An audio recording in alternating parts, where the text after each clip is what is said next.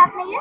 जी, ये वोट वापसी पासबुक है। क्या है इसके अंदर, क्या लिखा है? इसमें ये है कि ये वोट वापसी कानून जो प्रस्तावित कानून है, ये जब भारत में लागू हो जाएगा तो इसको इस प्रकार की ये जो बुकलेट है सभी नागरिकों मतदाताओं को दी जाएगी। इससे ये होगा कि 5 साल के अंदर कभी भी वो अपने द्वारा चुने गए जनप्रतिनिधि को नौकरी से हटा सकते हैं। तो क्या कुछ इसमें है, कुछ अंदर भी है कि हाँ, बिल्कुल है।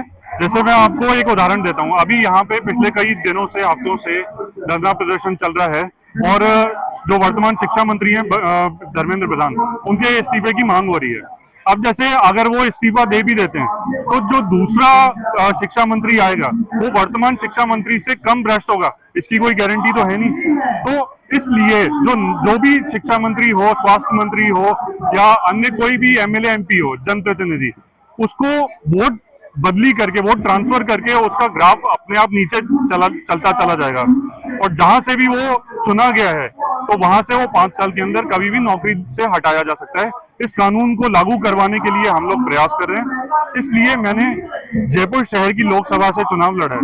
मैं सांसद प्रत्याशी हूँ और मैंने राजस्थान के मुख्यमंत्री भजनलाल शर्मा के सामने सांगानेर विधानसभा से भी चुनाव लड़ा था। तो क्या लगता है आपको, ऐसा कोई कानून भारत में आ सकता है? जी बिल्कुल आएगा। ये क्योंकि विश्व के कई देशों में इस प्रकार का कानून है। जैसे जैसे मतदाताओं तक ये बात पहुंचेगी, अभी हम लोग इसीलिए चुनाव लड़ रहे हैं और सबको हम लोग प्रयास कर रहे हैं कि ये बात पहुंचे। अब मैंने चुनाव लड़ा तो जो मेरे क्षेत्र की जो मतदाता हैं उन तक मैंने बात पहुंचाई। दिल्ली में हमने 21 सीटों पे चुनाव लड़ा था। अभी जनवरी 2025 में जो विधानसभा के चुनाव हुए थे उसमें मैं चुनाव प्रभारी भी था। तो हमने यही प्रयास किया है कि चुनाव लड़ करके हम ज्यादा से ज्यादा मतदाताओं तक इस प्रस्तावित कानून को पहुंचाएं। क्या नाम बताया आपका? मेरा नाम शशांक सिंह आर्य है। पार्टी का नाम है राइट टू रिकॉल पार्टी। जी जयपुर से है। जी।